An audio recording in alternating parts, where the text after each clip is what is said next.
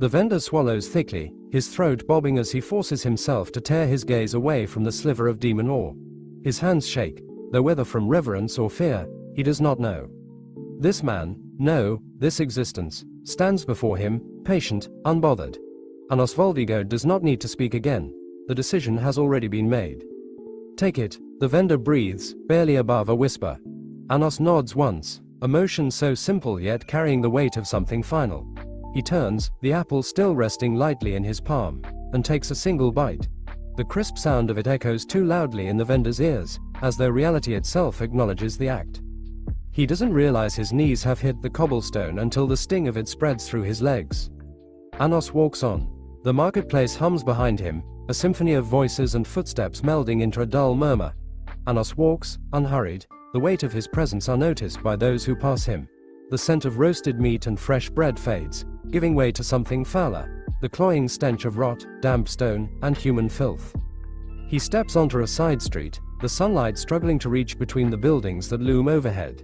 The air grows thick, heavy with the scent of stagnant water pooled in the cracks of uneven cobblestones.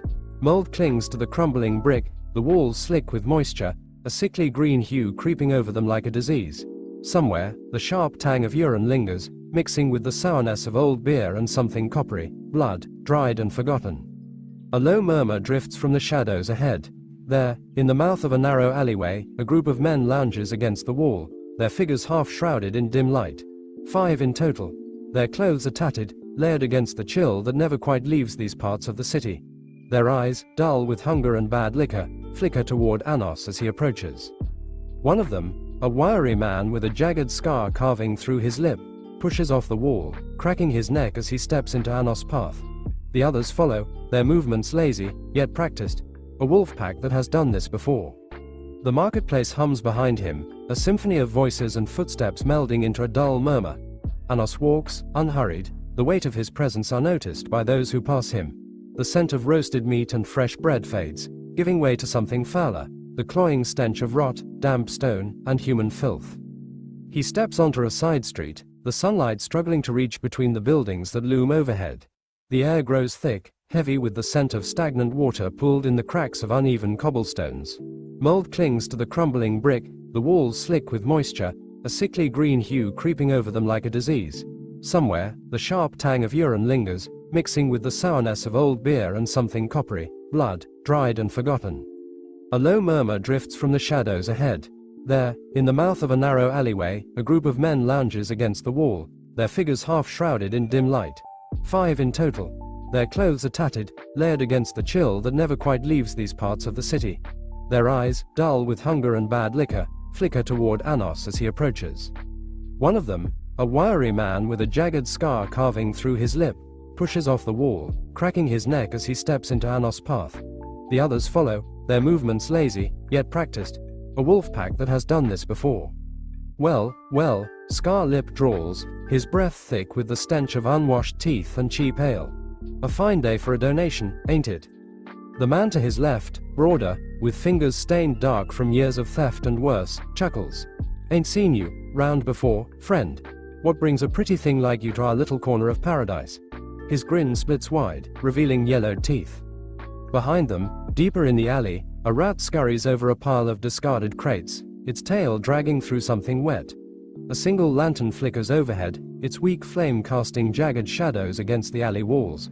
The bricks seem to sweat, the very stone breathing in the filth of those who call this place theirs. Anos does not stop walking. The men shift, their easy demeanor twisting into something sharper as they realize he has no intention of slowing.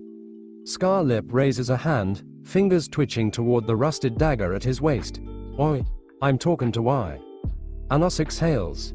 A whisper of force, not even a fraction of his true power, bleeds into the air.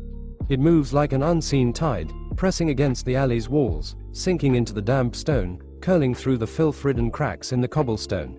The light of the lantern flickers, then dims, as if suffocated. The stench of rot, of sweat, of blood, it vanishes. For a moment, there is nothing. No air, no sound, just him. The men stagger as though their very souls are being crushed. Scar Lip sucks in a ragged breath, but it catches in his throat. His pupils shrink to pinpricks, his body locking up like a cornered animal. The broad one stumbles, his knees buckling, fingers twitching as though reaching for a weapon he knows won't save him. Something ancient, something buried deep within the marrow of their bones, remembers a time before men ruled, before fire and steel gave them power. A time when something far greater than themselves lurked in the darkness, unseen, unchallenged. And it whispers to them now, run. But their bodies betray them. Their legs remain frozen, muscles locked under the crushing weight of something unseen, something unnatural. Anos tilts his head, his cold gaze settling on Scar Lip. The man jerks as if shackled, his throat working uselessly, a thin, broken wheeze escaping his lips. You said, Anos murmurs, his voice impossibly soft, yet carrying through the silence like a blade slicing through flesh, that today is a fine day for a donation. Scar Lip convulses, his breath coming in shallow, shuddering gasps. A bead of sweat traces a slow path down his temple, the only thing moving in the unbearable stillness. His fingers twitch at his side as though his own body rebels against him. Anos extends his hand. Then give me everything you have. Scar Lip shudders violently. The rusted dagger strapped to his hip clatters to the ground, the sound deafening in the void of silence. His breath hitches as his trembling fingers fumble into his pockets, dragging out coins, a few trinkets, a battered silver ring, the sum total of his miserable existence spilling from his hands into Anos' waiting palm. The others follow, their desperation thick in the air, hands shaking so violently that a few coins slip through their fingers before they can even offer them. Their breath is a chorus of choked gasps and shuddering wheezes, their bodies barely holding together beneath the weight of his presence. Anos watches, considers. Then, without a flicker of emotion, he turns his hand over. The coins, the jewelry, the ring, everything tumbles from his grasp, clattering against the filth-streaked cobblestones, sinking into the slop of the alleyway. A test, a lesson, a choice. The silence drags, stretched taut like the final breath before a scream. Then Scar Lip breaks. He drops to his knees with a choked sob, scrambling for the coins, his fingers clawing through the filth with no regard for dignity. His breath is wild, erratic, a wet, desperate sound like a man drowning on dry land. The others follow, collapsing into the muck, dirt and grime smearing across their hands as they claw back what was taken, what was never truly theirs. One of them whimpers, a fractured sound of something deeper than fear, relief. Relief that they're still here, that their lungs still hold breath, that their hearts still beat. Anos steps past them, uninterested. His boots make no sound against the stone, no ripple in the filth.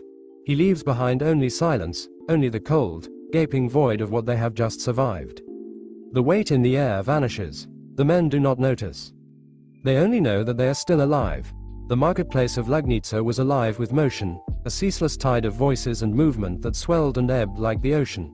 The scent of fresh bread and roasted meat clashed with the acrid tang of unwashed bodies, the ever-present musk of beasts of burden, and the metallic hint of coin.